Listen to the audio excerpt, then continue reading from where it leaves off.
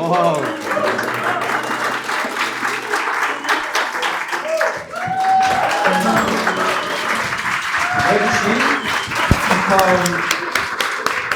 е много интересен и вълнуващ празник, не само за Ради, но и за всички нас, още повече за всички вас, които все още не сте чели книгата, защото тепърва предстои да се придобите в нея.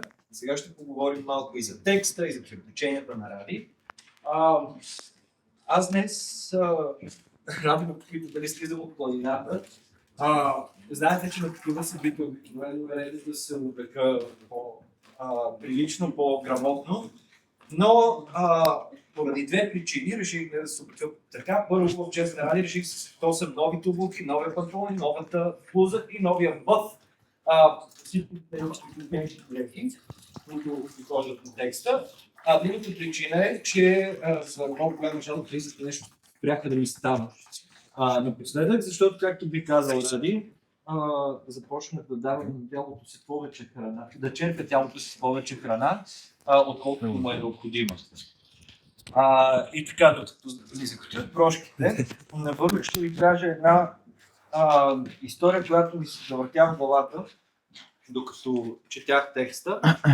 Преди няколко месеца с един приятел бяхме седнали в едно заведение и се заговорихме за Сенека. И ние сме чели това заведение. И той казва, аз това Сенека нещо не го разбирам, хич не съм съгласен с него. Защо Слави?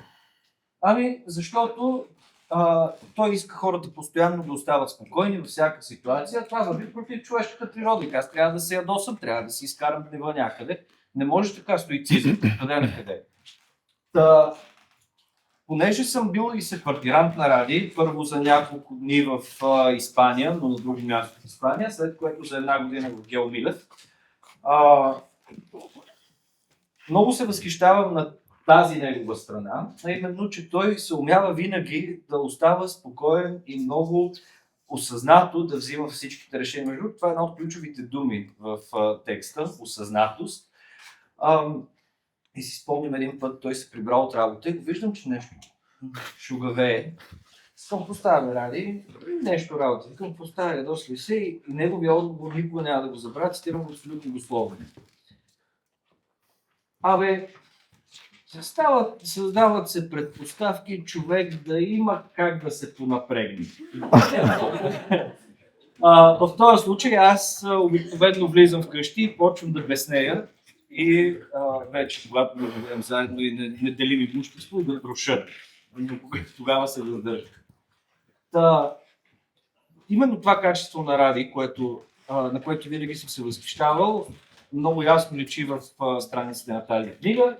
И, за да спра вече да ви надувам главите, аз ще дам думата на Ради с първото, което искам да питам тази вечер.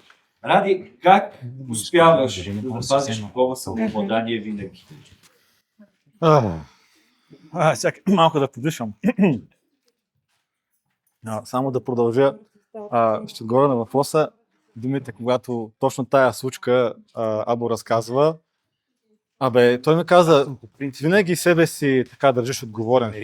Обвини някой друг, само себе си така се обвиняваш по някакъв начин. Някой път обвини някой друг, нещо друго да стане. Как успявам? Сигурно ми речи, съм се напрегнал малко.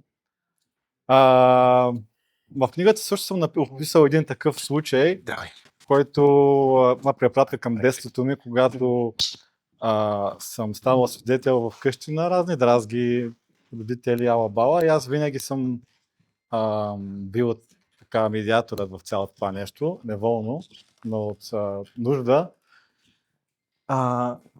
И до някъде, осъзнато до някъде, не мисля, че до голяма степен това, че така реагираме на някакси нежеланието да се създават някакви караници, да се дига излишен шум, да има отдалечаване между хората, и съм търсил начин това да се случва човешки и да се намери пътя между хората, които се имат челъм или проблем и така нататък. Но сигурно съм попил от родителите ми, най-вече от баба ми, която беше винаги нейният пример е много светъл. Аз на нея съм кръстен, Радка се казваше. И тя, сега като се замисля, там може би основният пример, който съм получил за нейните трудни моменти, как тя ги преодолява с усмивка, дори и по някакъв начин е връщала приятелствата си с определени хора в годините, които те са имали към нея проблем, не тя към тях. Да. Отпусна ли се малко? Не. Я дайте малко да подкрепим, Ради. Ако така ще взема да се отпусна. Отпусни си, свои хора сме си тук. Специално съм дошъл така неглиже, за да е всичко наред.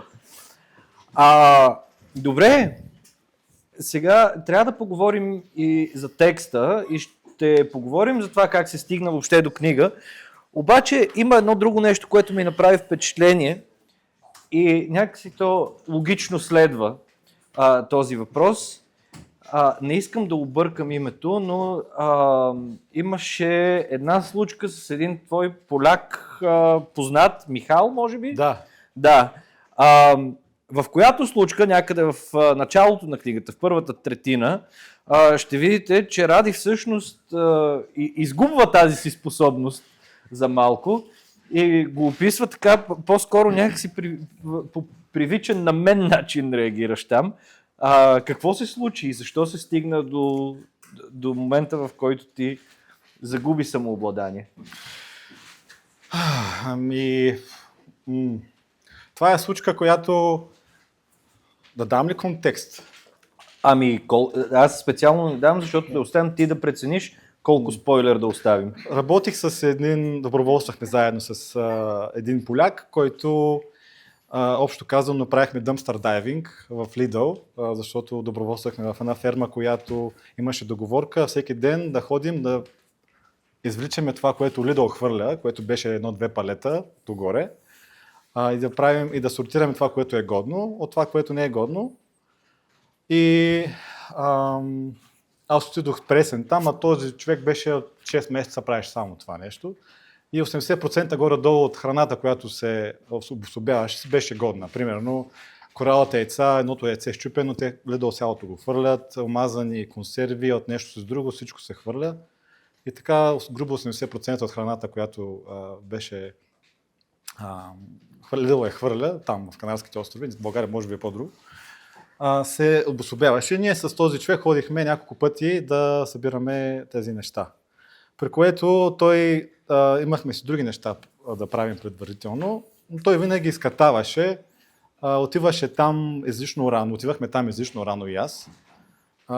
И дълго време чакахме Lidl просто да станат готови. Час и нещо си висим, вместо да сме в фермата при другите хора да работим нещо друго, да доброволстваме. При което един път, като се връщахме, вече във фермата разпределяхме други там задачи, той ми направи забележка как аз съм правил празни ходове от камиончето, от баничарката, съм направил 2 метра празен ход, без да нося нещо в ръцете си и това беше голям проблем. Но това беше, може би, вече преля чашата и просто ми реагирах съвсем така адренализиращо, излязох от движение в колата, ударих даже със светата така на заден, той караше тогава, аз возих и заметох ни колелета за вратата, беше много интересно. Да, това е случката, която някак си отпуши гнева, защото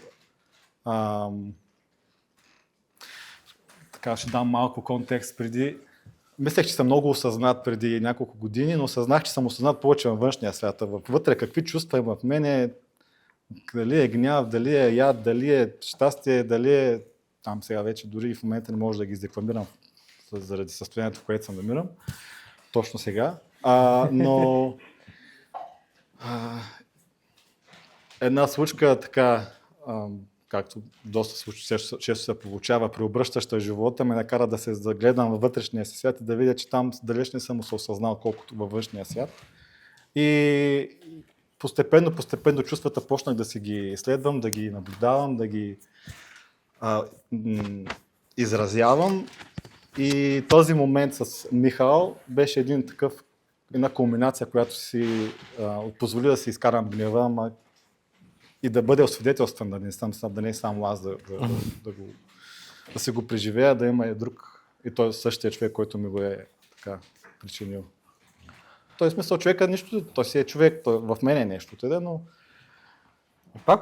Пак започваш себе си да обвиняваш. Добре, за това ще говорим после. Все пак в крайна сметка се сдобряваш с него. Спойлер алърт. Както знаете всичко, които познавате Ради, той няма да остане скаран с никого. Разбрал се с човека, но ще стигнем и до там. Сега, за тези от вас, които не са съвсем запознати с историята на тази книга и защо въобще я има, преди няколко години Ради замина за Тенерифе. Аз си спомням този момент, това е било след нашето съжителство, мисля. Да. Малко след това. Година след като... Да. Помня, че Ради заминаваше и той ми каза, нещо тук има предпоставки за напрягане в работа, не е моето и мисля да си взема малко почивка, да отида да си проветря главата, на което аз, разбира се, реагирах с много хъс, защото това е моя натюрел, но отиде там човека, за да си прочисти главата. Сега ще попитам след малко колко си я прочистил, но всъщност тук разказва именно тази история за тези 3 месеца, както виждате 84 изгрева, някой може да го сметне, може би няколко дни по-малко от 3 месеца. Когато тръгна натам, беше ли решил вече, че искаш да напишеш книга с твоите преживявания? Там ли го реши? Когато се върна ли го реши? И защо? Много хубави въпроси задаваш. Знам кого да поканя за водещите. Наистина, между другото, не познавам лично друг човек, който малко четки да те направя чувствам толкова сигурен, че да го направим това нещо заедно и те благодаря. Благодаря ти на теб за покана.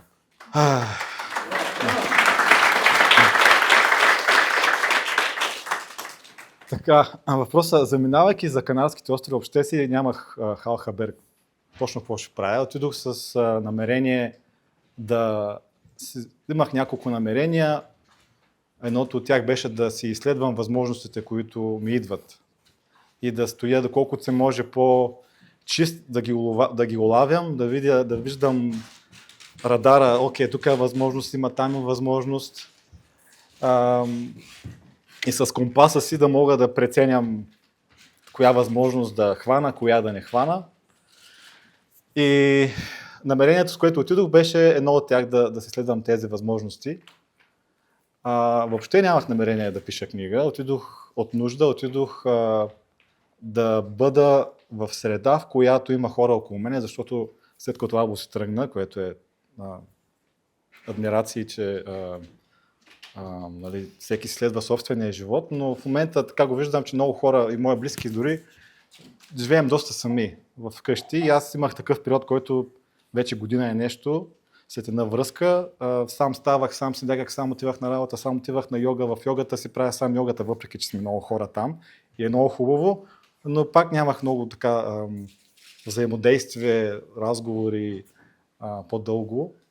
И много се събра някаква такава самота, много нямаше такава спонтанност, където да си просто се прибирам вкъщи, има някой или просто отивам някъде, има някой, винаги трудно се получаваха тези спонтанности. Имах нужда да съм в среда, където това нещо се случва спонтанно.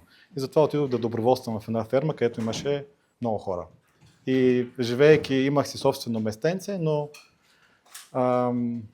може би се отклонявам от въпроса. За това сме се събрали. И това беше едно друго намерение, да просто да съм сред хора, където да не съм сам, чисто физически, защото от моите изследвания за себе си това наистина ми обезчовечавам се, като стане известно време сам. Опитвал съм, правил съм много осъзнати опити, има нужда човек да остане сам, но за мен някакъв предел. И това беше другото намерение. Третото по-забавно намерение беше да си празнувам рождения ден като човек от ден през януари. Исках да го празнувам на плажа, защото доста приятели са рождени през лятото и съм бил на рождения ден през лятото. И виках, какво е това нещо да си празнуваш рождения ден, когато е топло, пока сега ще на плажа. И това беше едно така забавно намерение също. Да си празнувам рождения ден и там за трети път. Тази година, 23-та.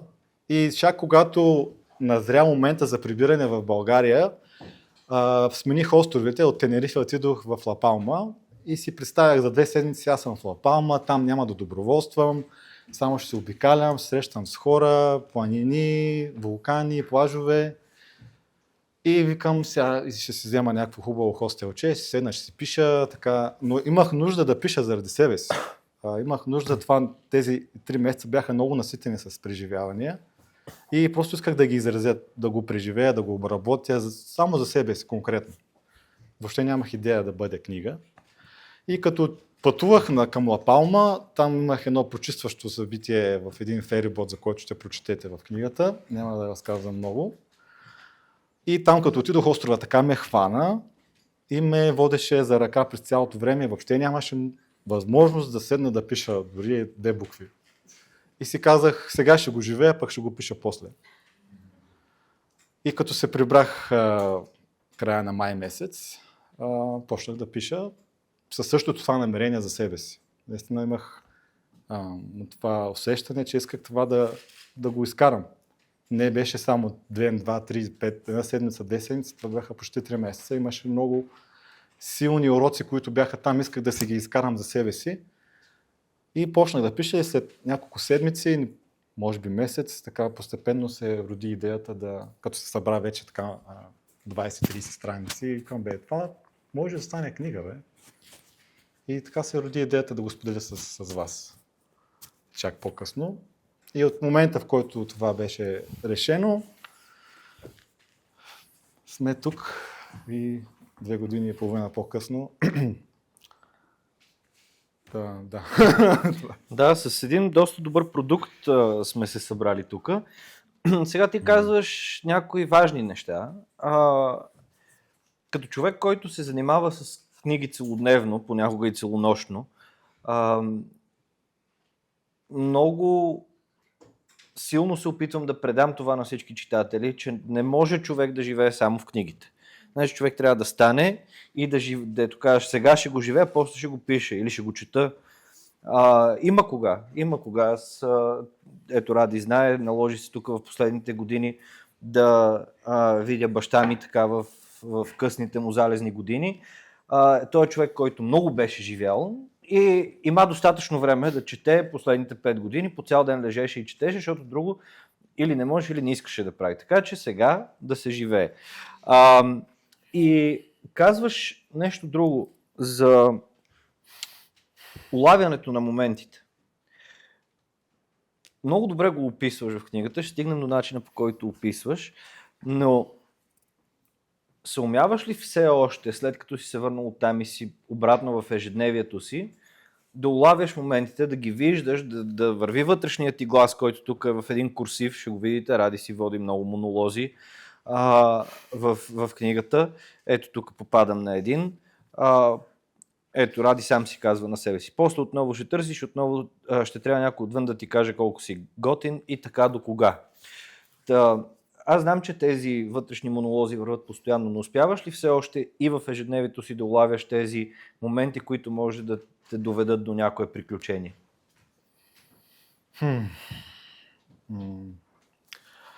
Да. И откровено казано, малко се бях събрал и не си позволявах да действам абсолютно на широко в това всичко, което идва, защото ми стоеше нуждата да завърша книгата и това да го осъществя като завършек, защото е третото нещо голямо в живота ми, което го хващам и това го довеждам до края. Предишните две са така в процес, да кажем. Но това е първото нещо от много време сам, което исках да отиваше към завършек, исках да го завърша. Не искаше ми се да правя някакви неща, но същевременно в едно гласче в мен казваше ще се разсеяш. Не знам дали е плюс или минус, но това беше, казвам, каквото е било в мене. Аз и се разсейвах през това време, защото имах много големи паузи, когато не писах. Но някакси книгата ми беше голямо приключение да я завърша, да я напиша. И имах такива островчета тук и там за подседмица, за по 2-3 дена в природата, на фестивали, с приятели, сам. И тези моменти най-силно ги улавях, когато бях сред хора, навън, сред природата, в движение, споделен и вътре изследваш себе си. Имах такъв... Миналата година беше много силна, много пътуване вътрешно с много близки хора до мен. Там беше много силен момент да пътувам още повече вътре, отколкото навън. И това, което Або каза като въпрос, го отнасям и за вътрешното пътуване, не само за приключенията навън.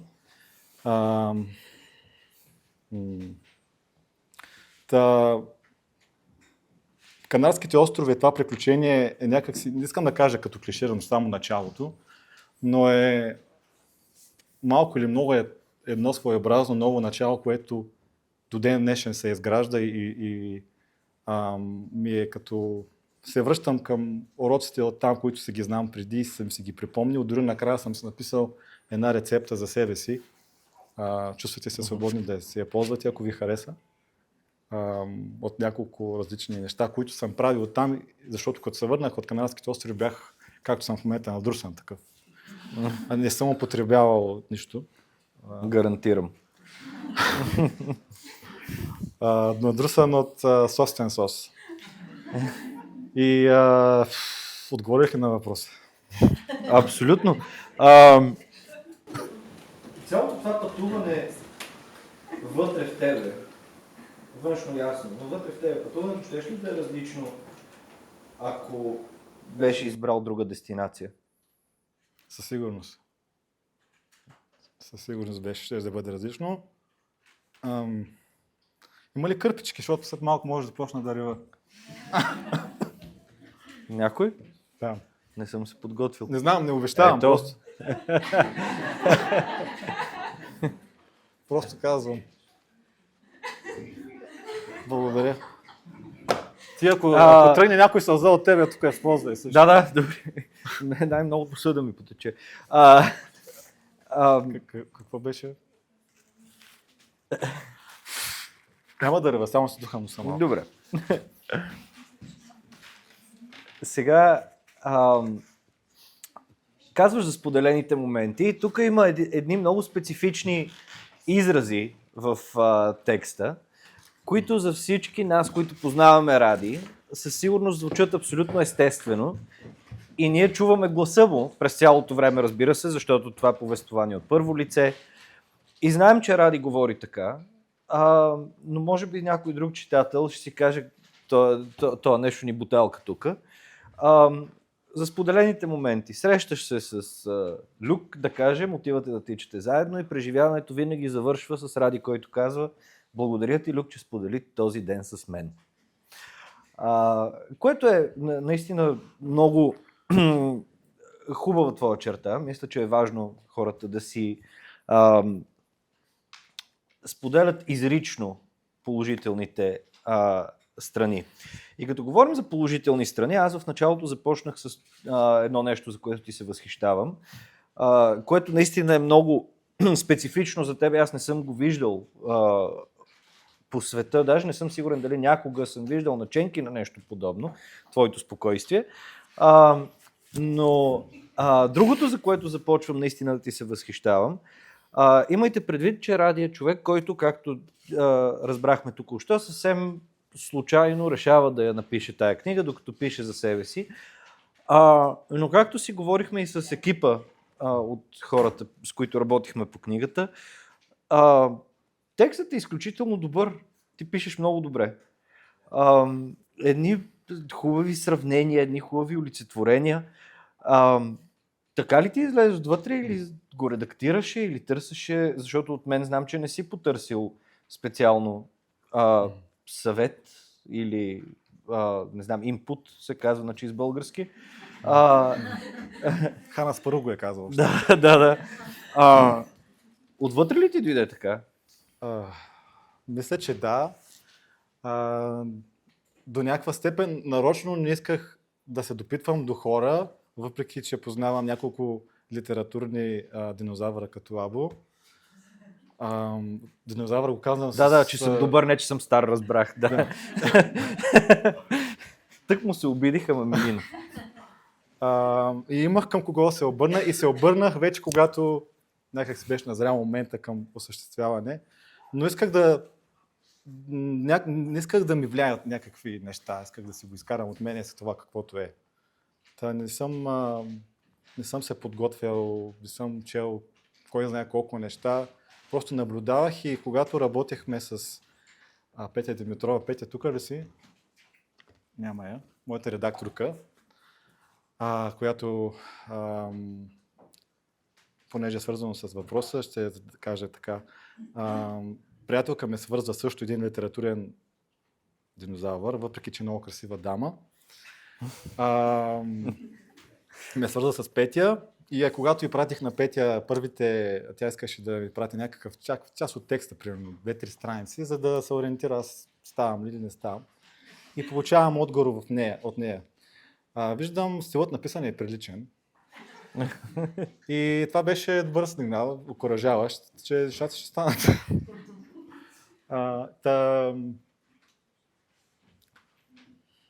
Дори като малък имах такъв спомен наскоро. Майка ми работеше в Енергото и имаше от онзи, знаете ли ги тези листове хартия от нея, принтове, които са безкрайни, отстрани се късат с ни дупчици. Имаше бол вкъщи рециклирани и аз имам спомен, аз много използвах тези, но имам спомен, че бях написал 2-3 разказа, като съм бил на 7-8-9 години, примерно. Къде съществуват ли тези неща, въобще не знам в момента. И преди няколко години, когато създадох личен пример за съвсем, не е съвсем различно нещо, но малко по-различно нещо това, което е книгата в момента, тогава, писайки, бях получил обратна връзка, далеч по-късни неща от това, в смисъл 15-20 изречения, от различни хора, че това, което съм го написал е интересно, добре звучи. Това ми беше достатъчно просто да следвам. И когато вървеше редакцията, в началото тя беше не беше много груба, но 10% от целият текст отпадна.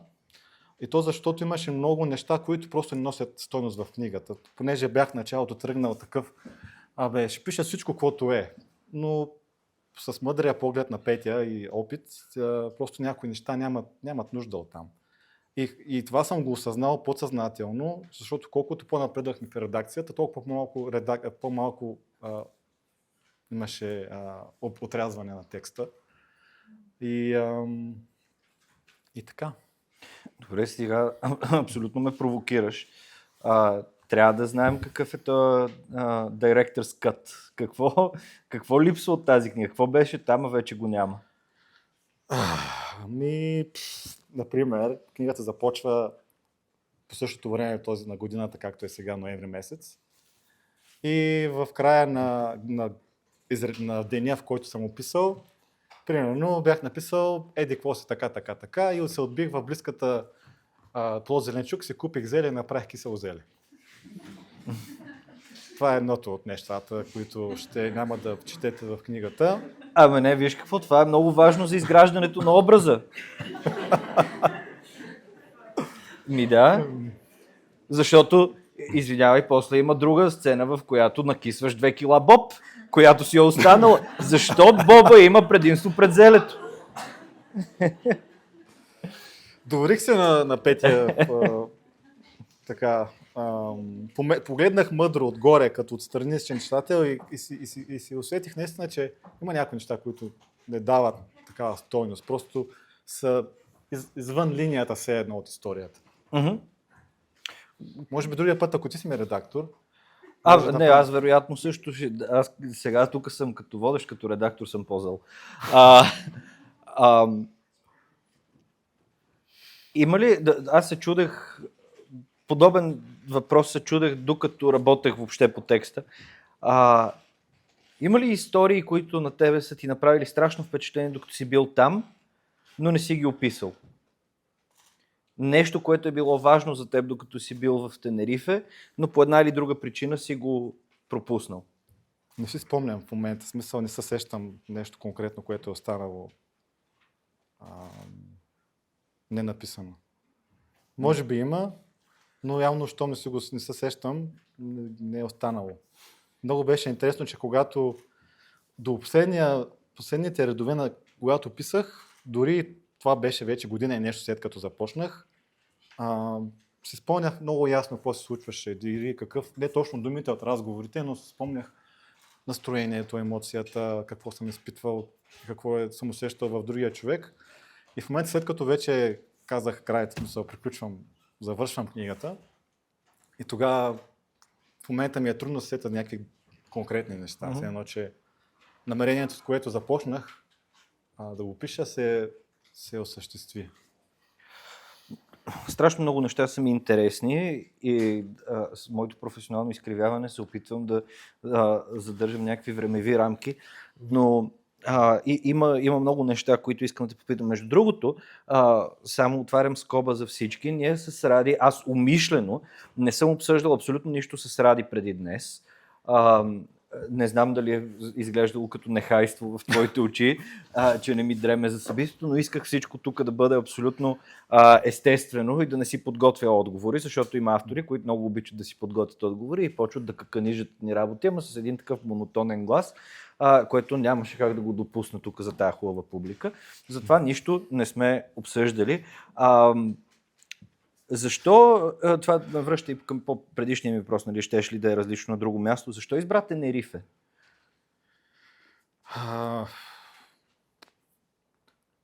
Има един човек в залата, който наклони много везните и той се казва Рубен от Испания. Аз подозирам, че това е Рубен, който е автора на графиките. На илюстрациите. Има илюстрации в книгата, отворил съм на една произволно, но вие ще си ги видите. Явно това е автора.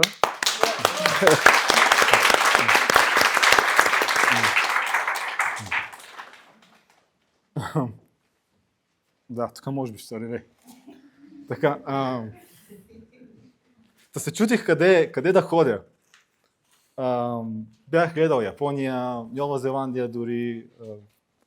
Обаче исках да съм някак си малко по-нараки в Европа все едно. И покрай приятелството ми с Рубен тогава, някак си испански ми стана по-близък. Аз много обичам острови и чувствам се много уязвим по хубав начин, такъв заземен, че виждам, че съм част от цялото, обаче съм някакъв такъв маничък. Това на островите го изпитвам много ясно и знаех, че там искам да съм на остров. Исках да бъде топло, понеже е рождения ми ден. Не знаете. И в Испания, в Канарските острови също беше нещо, което бях чувал от Станислав. Преди години той беше ходил да кара колело. Нали, така беше в Ла Палма. За първи път чух и Ла Палма от неговите уста и някакси още не бях ясно дали ще бъде Тенерифе, Ла Палма, Ла Гомера, Гран Канария.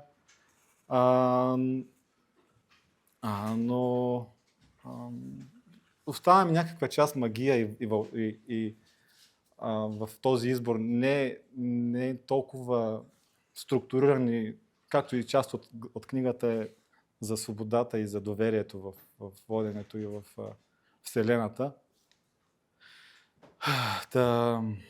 Но със сигурност вулканите вулканичните острови много ме впечатлиха. Исках се кача на най-високия връх в Испания, който е в Тенерифе, и да мина да си подобря, да кача по-високо от Мусала.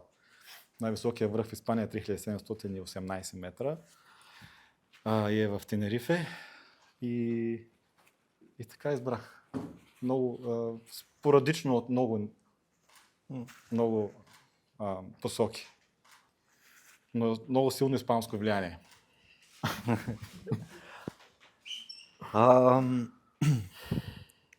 Предполагам, че най-важният въпрос в случая е: намери ли това, за което отиде?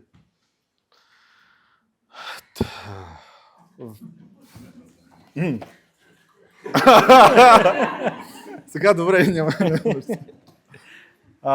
Вярвам, аз като тръгнах нямах точно конкретно нещо, един екселски файл с 15 неща, които трябва да направя, но имах тези намерения, които казах, и още други, малки, по-големи, и така нямах точно конкретно очакване и какво ще се случи, но към края на престоя си вече, аз тогава не знаех, че бъде края, но усещах вече, че това, за което отидох, вече се изпълняваше и се случваше. И въпреки, че имаш един слаб момент, може би месец по-рано от този момент, който аз поставях под въпроса, да се прибирам ли сега или да не се прибирам, устоях на това нещо и съм за което много благодарен. Прескочих го този слаб момент, за което, между другото, съм благодарен на хората, които има някой от вас тук, когато се чувахме по телефона. И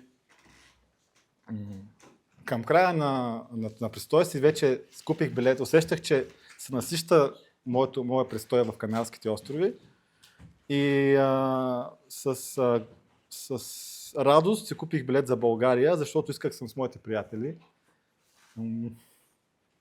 в България, в планината, на морето.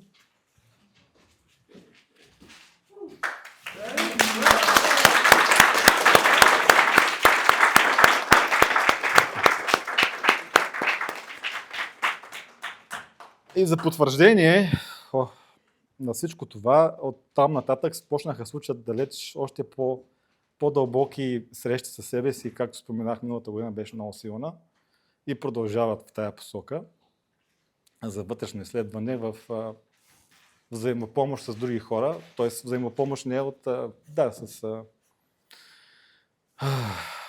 в търсене на себе си. И е много хубаво да го направиш с други хора, които също го правят, и да вървим заедно по пътя. Понеже говориш във второ лице и кажеш хубаво е да го направиш, мислиш ли, че такова преживяване е подходящо за всеки? Препоръчваш ли го на всеки? Или мислиш, че трябва да имаш много специален набор от качества и нагласи? Това, което бих казал е което е един от уроците ми в това пътуване, е да си позволим да се чуваме вътре това, което наистина ни докосва, и да го последваме. Без значение дали ще е било пътуване до Канарските острови, до Япония, до Велинград. На гости при Абу да пием чай. Това е много хубав преход. На гости у нас да пием чай, винаги си поканим, винаги всички сте поканени. Мисля, че ще се съберем, толкова ми е голям целият апартамент, мисля, ще се съберем всички. Казваш Япония, преди малко каза за най-високия връх в Тенерифе. Взимам ти думата, виж сега, за да може да подишаш малко. Не съм с новите си приключенски обувки, защото старите ме предадоха малко по-рано това лято на Фуджи в Япония, където се качих 3776 метра. Победил се ме. И подметката на дясната ми обувка падна в момента, в който се прибрах в хостела, след като слязох отгоре. А тези обувки ми бяха много верни на много други места. На един друг вулкан, който не можах да изкача тогава, защото стигнах малко преди кратера ми стана лошо, почна да ме боли главата, но там става дума за 6000 метра. И има табелки, ако ти става лошо, не се прина мъж, връщай се, викам мъж, айде, ще си хода. Така, от това пък се роди моята първа книга, която, между другото, напомня ми, аз започнах с пътепис преди време. Но, както и да е, мисля, че Ради подиша, взехме му думата. И понеже говорим за литературни динозаври, и преди да продължим с една по-голяма обща дискусия, в която всички ще се включвате, така че намисляйте си вече въпроси и коментари, искам първо да дам думата на най-големия литературен динозавър тук, който е и автор на Корицата, нашата Ани Лазарова, която сега може да дойде и за 2-3 минутки само да ми заемеш мястото и да си поговориш с Ради. Заповядай. Да ви го дадем на нея. Здравейте и от мен. Ти някак успя да подсетиш. Аз си мислех, че ще ми се размина сега да излизам и да говоря пред хората с този Велинград, защото аз съм родом от Велинград. И така някак си стана хубав преход. Аз съм изключително щастлива, че имах възможността да работя по тази книга, тъй като аз цялостно се занимавам с доста активно с книгоиздаване. Най-вече с поезия и дебют, но и с доста преводна литература, като започнах да правя дизайни на доста късен етап от живота ми, но през Абу някак си стигнах и до книгата на Ради и в началото бях така леко скептична, защото не се беше свързвал до сега с мен автор, който сам е написал нещо, не посредством издателство, не е поставена задача от някой от работодателите ми, да кажем. И така с интерес се впуснах в текста. Обикновено, когато правя корици, нещо много важно е, че си харесвам един момент от книгата и го запечатвам в корицата. Не искам тя да е твърде буквална, не искам тя да издава точно за какво ще става въпрос. Обаче, когато започнах да чета книгата на Ради, още първата страница ми каза, ето това е корицата. И аз сега, може ли да те помоля да прочетеш първата страница от книгата? Дайте една книга. Ето. Да. Първата страница. Да. Първата с текст, айде сега да не четем. Тази.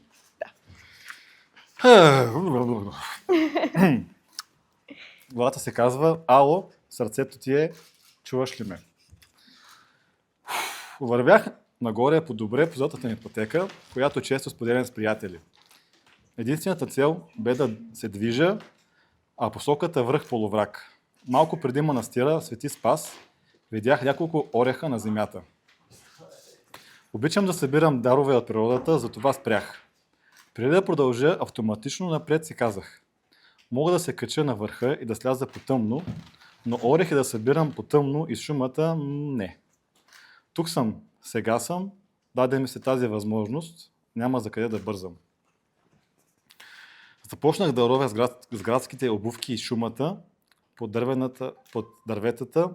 Сред нея се показваха красиви здрави черупки. Напълних джобовете си, после раницата и с набирането на всеки орех ставах все по-спокоен. Не беше изненадващо. Така. Не беше изненадващо. Знам от опит, че събирането на плодовете на природата, разумното бране с благодарност и уважение към нейните дарове носи успокоение и заземяване. Съвсем естествено, нали? След час и нещо ровене в ореховата шума се чувствах коренно различно. И най-малкото колебание е дали все пак да остана на работа, се изпари като единствена капка вода, паднала върху нагрятата от слънцето скала. Взех решението там и тогава.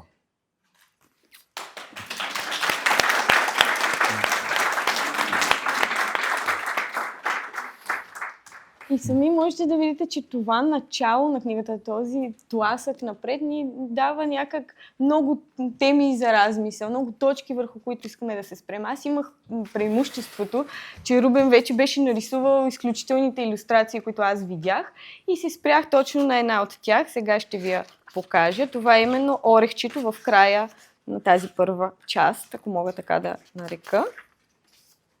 Ето това красиво орехче, което аз просто взех и реших да преобърна и да го направя една гранична стъпка, да го разтворя и да разгърна в него изгрева, деня, това, което ни се случва светло, хубаво, спокойно, което е някак си мерило за нашето спокойствие, ако мога така да се изразя, и нощта, пропукването, трудността, която ни преследва във всяка една крачка на приключенията, които предприемаме за напред. Така че това се опитах да изразя чрез корицата и изключително много се радвам, че Радия хареса, че той пое още първия вариант, аз съм свикнала да правя по 5, 10, 20 варианта, докато автора се спре на нещо, което завършва книгата му по идеален начин, но Ради хареса още първия вариант и аз съм му изключително благодарна и искам да ти задам един въпрос тук. Ти, когато вече написа текста, представяш ли си нещото, което ще изобрази твоята книга, лицето на книгата? Нали, хората казват, не съдете за книгата по корицата, но някак си имаше ли си нещо, което ти имаше като визия в началото? Минавали са някакви различни идеи, но те не бяха провокирани от мен, не бяха дошли от мен, а от хората, с които съм си общувал през това. Те са много красиви идеи, но не ми резонираха. Това е единственото нещо, което от мен бе дошло, е да бъде светло, да бъде някаква, да има бяло. И аз не съм ти го казал на тебе, но се случи да е бяло. И аз подходих с изключително в самия стил на книгата с изключително доверие към Ани и към благодарение на Або, че ме свърза с нея. Просто това е книгата, това са илюстрациите, това е действие. И съм много благодарен, че направи толкова красива и вълшебна, великолепна корица, Ани. Аз съм ти благодарна също.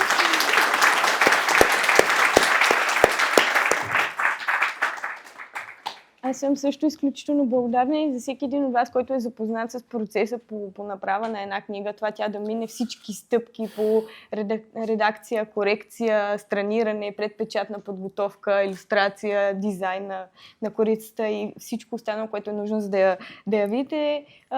Сигурно имате представа, че момента, в който я хващаш в ръце, това е един много, много специален момент.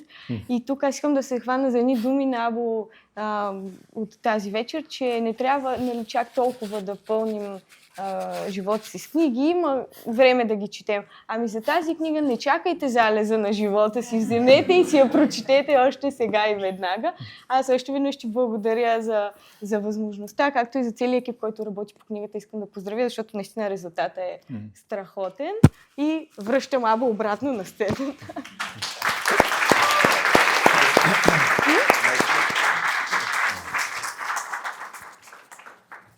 Разбира се, точно това щях да направя. Заповядай, Рубен. Говориш ли български? Да. Добре, заповядай. Давай сега. Дай да спомнем.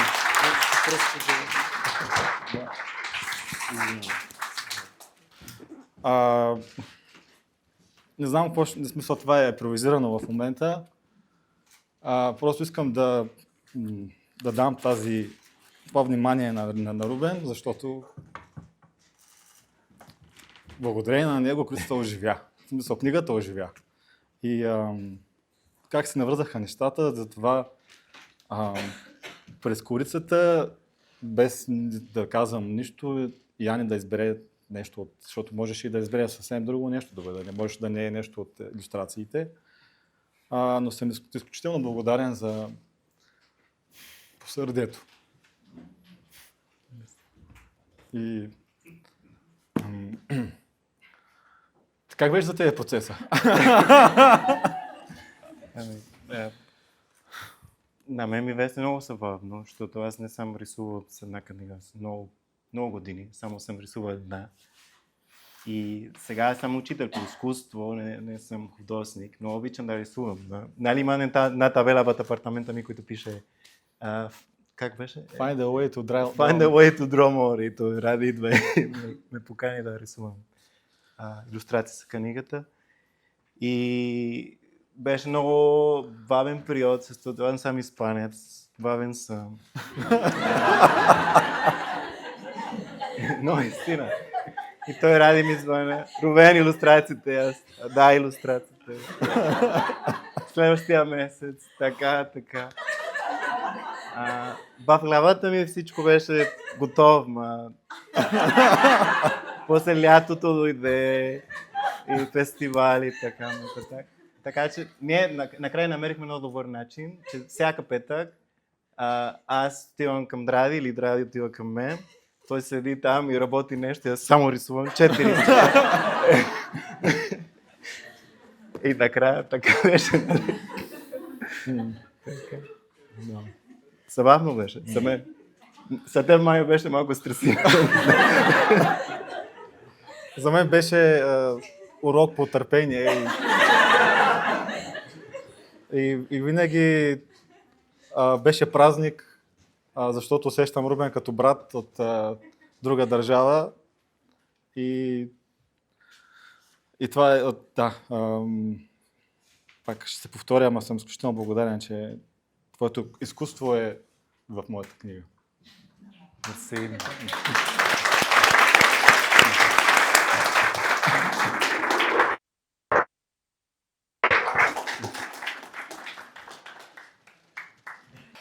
Рубен, много си готин, брат. Обаче аз не бих реагирал като Ради. Това беше урок по търпение. Майко! Да. Но се струваше всяка една секунда. Не, действително обаче наистина си е струвало. Толкова красиви са тези илюстрации. Днес това си говорихме с Ани, като видяхме книгата за първи път, я виждаме днес напечатана. Те изглеждат 30 пъти по-добре на хартия, отколкото бяха в PDF-а.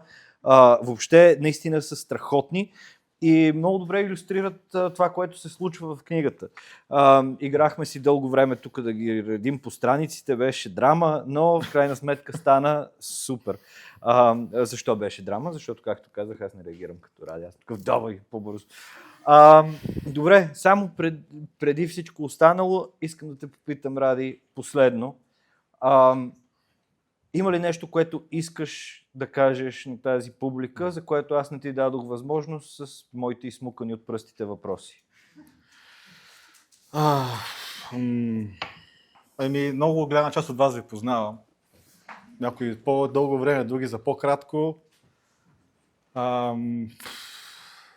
И без вас, може да звучи много въздушно, но каквото и да е, това нямаше да бъде по начина, по който е. Не знам дали въобще ще да бъде книга, защото в живота си съм си, от вас и от други хора в живота си съм си вземал, учил съм неща, което ме е довело до това да съм тук и сега такъв какъвто съм.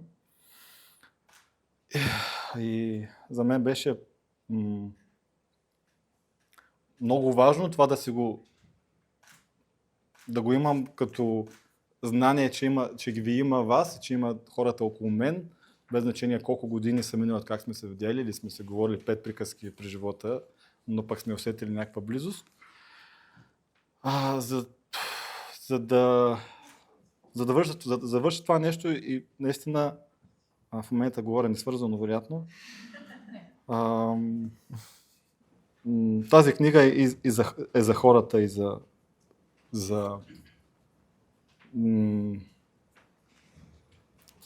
срещите с хората, за срещите с себе си и с хората, така че благодаря на вас и може ли да кажа някои други благодарности, съм написал един списък? Да, заповядай. Няма да съм много. Да. Но имай предвид, че това няма да бъде с самия край, да знаеш. Да. Тук остава за края ли? Не. Просто имай предвид, че след това не си свободен да си ходиш. Няма. Да.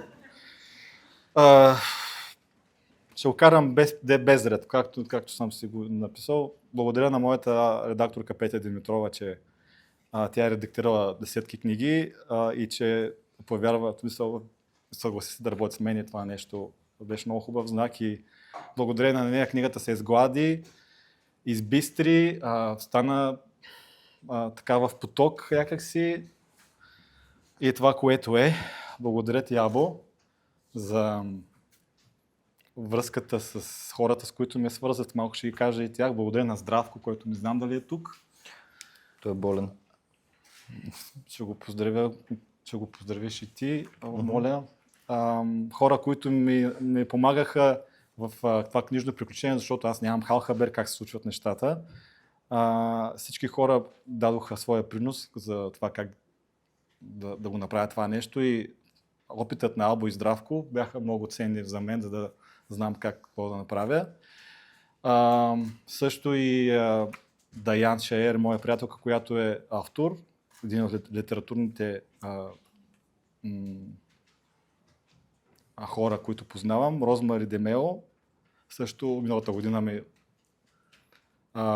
помогна, протегна ръка и ми посла пътя през стъпките това да мога да го направя по този начин. Ася Александрова, която е... Тук ли си Ася? Тук ли аз? Между те виждам за първи път на живо. Приятно ние да се запознаем. Благодаря ти, Ася, за прекрасната работа, която свърши по корекцията, на Ани за възхитителната корица, на Рубен за красотата в книгата. Або, между другото, направи предпечата, така че така се връщам. Благодаря на семейството си, на майка ми, на баща ми, на сестра ми, които по-късно гледат това видео, и на всички приятели, които са били в този процес и съм им мрънкал по някой път, може би. Благодаря на един другар, Мартин, който направи сайта lechenprimer.com, съвсем скоро работи с голямо сърце. Благодаря на Елянка и на Нина, които имат и поддържат това прекрасно и топло и уютно място, за да се случи по този начин, какъвто е, и с цялата готовност, подкрепа и любов. Благодаря на Мишо, който даде заглавието на книгата, това лято на Иракли. Просто един ден, когато беше плувал, аз му бях казал преди това, че все още заглавието не е готово. Беше 84 дни работно заглавие и той дойде на сутринта и ми каза, не знам какви думи използвате, но 84 изгрева, и тогава се роди това заглавие. Горд съм, че носи това. Горд съм, че беше антената за това нещо.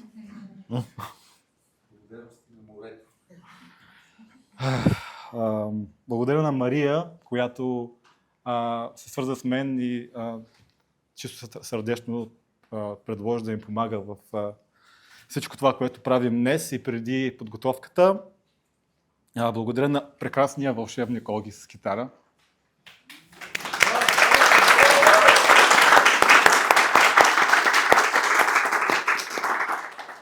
Ще използвам чуждица, даде този саундтрак на всичко, което се случва.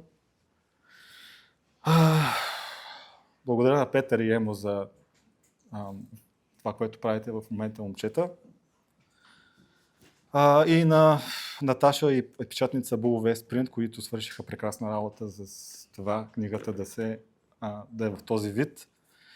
Сигурно изпускам някой, но нормално. Благодаря ви.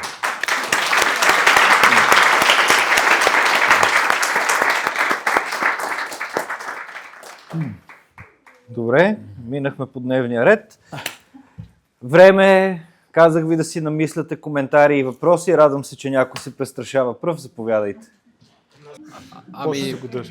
Аз не успях да прочета книгата, защото всъщност имах възможността Ради да ми я подари в самия ден, в който я получи. Но успях да я прелисти и успях да прочета рецептата на 333-та страница, която много ми хареса. Но това, което забелязах в книгата, е, че няма страница с съдържание. Тоест, не знаеш кога, кой ден, коя история и така нататък. Какви са смисловите ядра и всъщност защо съдържанието не е експлицитно показано на определена страница? Затова се допитах до прекрасните Або и Ани за съвет, защото книгата не е такава, каквато е мисъл като енциклопедия или нещо, което справочник, не е някаква за личностно развитие, което там да ходиш напред-назад, не че не може да бъде. Но се доверих изцяло на техния опит, това, че книгата върви от начало до край, се чете по този начин. И да, тук е вярата в процеса и в професионализма на хората, с които работя. И съм благодарен, въобще не съжалявам, че нали, напротив.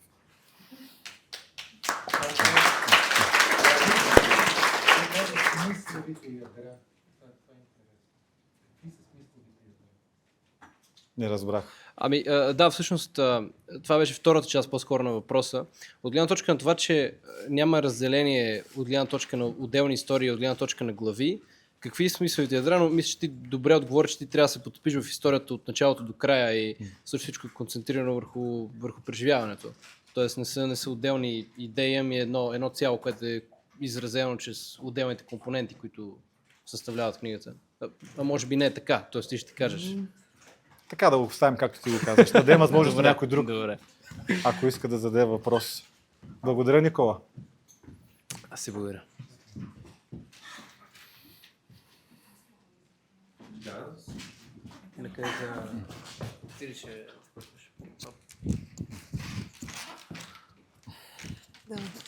Здравейте! Аз не съм чела книгата, но съм била в част от тия острови. И ти купнееш ли да се върне, защото аз, откакто съм ги напуснала, купнея да се върна там. Ти си тръгнал с желание да си тук, но как се чувстваш сега за там? Да, със сигурност има това нещо в мене. Дори тази пролет щях да ходя да бягам на състезание в Ла Палма. Но поради здравословни... всичко е наред, имах проблем с коляното, трябваше да си отменя състезанието и не отидох. Но със сигурност пазя много хубави спомени и моменти и вдъхновение и бих искал да го споделя с близка душа. Това следващото пътуване до там. Благодаря ти за въпроса.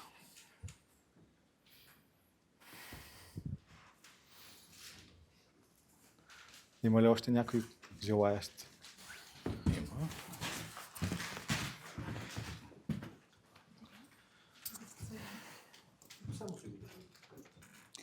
А сега на къде? Кое е следващото? Сега съм... нямам дългосрочни планове. Живея като циганите в следващите няколко седмици, може би до нова година, с намерение да завърша този процес, да продължи по подобаващ начин книгата. Още не знам точно как. По-скоро го оставям като изследване и допитване до това, което е вътре живо в мен. Благодаря ти.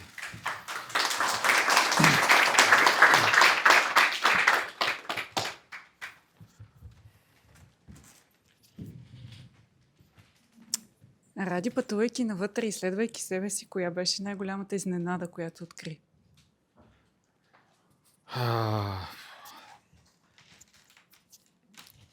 Че не съм имал ритуал, в който да стана мъж от момче.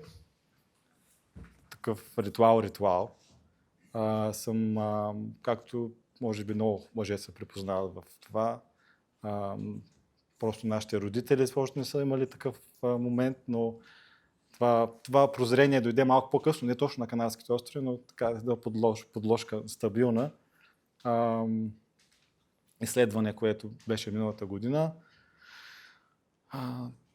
Тази нужда, според мен природна, на момчето, за да съзрее като мъж, да премине през изпитание, да премине през преживяване, воден от възрастни, опитни, стабилни и зрели мъже, които да го приведат към това нещо. И аз осъзнах, че не съм имал такова нещо, въпреки че просто баща ми е дал различни неща, но това нещо, може би той самия не го е получавал по такъв начин. Та части от мен видях, че са останали на някакво такова по-детско ниво тогава.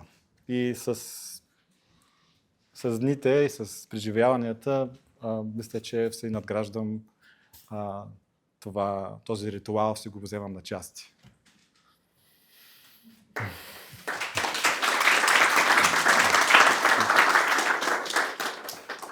Ти ме застреля сега. Сега ще ходя да търся ритуали да ставам мъж. Да.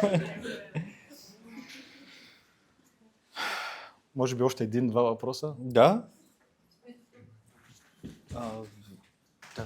Сега ще стигне до вас. Той е като продължение на предишния, не знам дали се чува. Ради, имаш ли въпроси, на които все още търсиш отговори?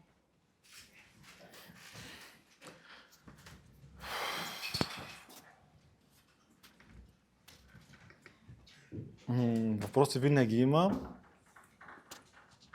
Може би не винаги са ми в главата. Това, което има също в мен е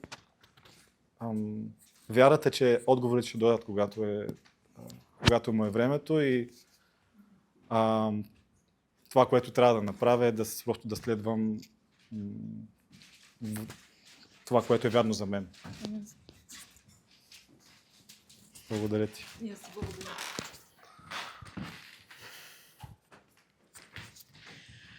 Не се познаваме, за първи път ви виждам, за първи път чувам за книгата, срещнах много познати тук, което е супер.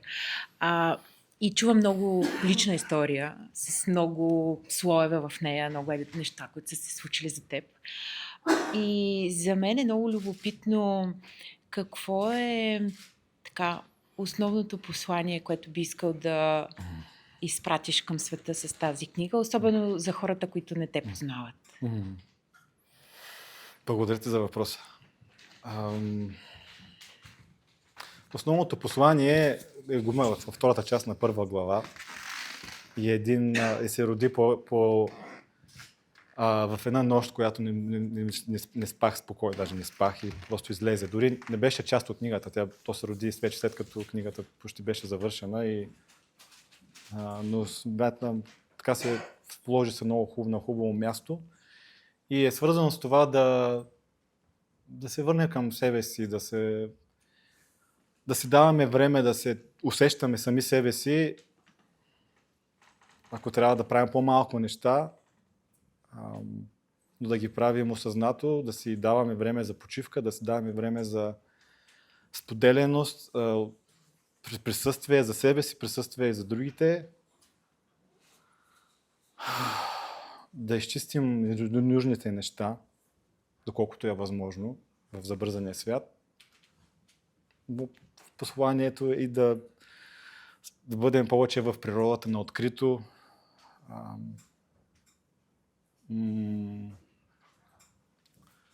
И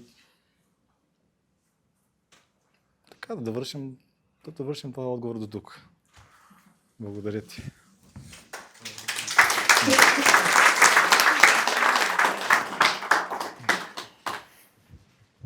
Здрасти, Ради, как си? Точно. Как се чувстваш? Като надрусан.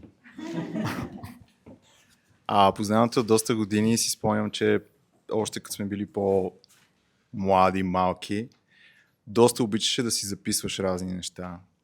Имаше усещането, че писането, четенето на нещата след като си ги записал, имат определен ефект към тебе.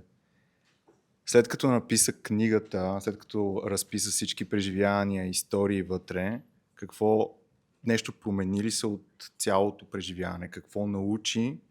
Как ти се отрази да видиш това, което си преживял написано? Точка. Благодаря ти. Книгата завършва с една глава, която се казва "Учителят идва на време" и общо взето обхваща цялото, дава форма на намерението ми, за което бях отишъл там. И тази форма до някаква степен също е това, че реализирам книгата. Като нещо, което е дошло, припознал съм го и съм го последвал. И нещото е да си поддържаме този радар вътрешен чист за себе си и компаса с чист, за да може да виждаме, да виждам аз за себе си, ще говоря и надявам се да метафората да се създаде при вас. Тази възможност да виждаме възможност да видим коя е за нас, коя не е за мен и коя не е за мен. И да се доверим на, ако усещането е хубаво, да се доверим на това нещо и да прекрачим въпреки страха и да последваме. Защото ако това нещо, тази книга нямаше да съществува, ако не го бях направил, макар и по-бавно, отколкото се бях представил, че стане. Благодаря за въпроса. Пренебрегнахме ли някого? Добре, ами само преди да завършим, Ради, сега ще се опитам да си закача микрофона за последно. Не знам дали ще стане. Да, хоп, готово. Така, преди да завършим, един бърз коментар от моя страна. Тези, които познаваме Ради, го знаем, тези, които не познавате Ради, вероятно го усещате, но той има такава способност да създава общност около себе си. Не по-нягаден сектантски начин, защото имаме и такива приятели, без да говорим за нищо религиозно, просто хора, които създават култ към своята собствена личност и всички гравитират около тях, но по някакви не много чистоплътни причини. Не, нямам това предвид, нямам това предвид. Но всъщност това предисловие беше моят начин да поканя всички вас да благодарим на него след всички благодарности, които той изрече. Да му благодарим за това, че ни събра, за това, че написа тази книга. Аз лично, като човек на литературата и като човек, който страшно много те обича и цени, те каня да продължаваш да пишеш, защото мисля, че това е една много силна заявка за нещо много голямо в живота ти. Литературата може да бъде голяма част от твоя живот. Благодаря ти за това, че ни събра, за това, че ни даде тази книга. И след като сега му благодарим звучно всички, може да започнем да си говорим помежду си вече неофициално. Благодаря ти, Ради.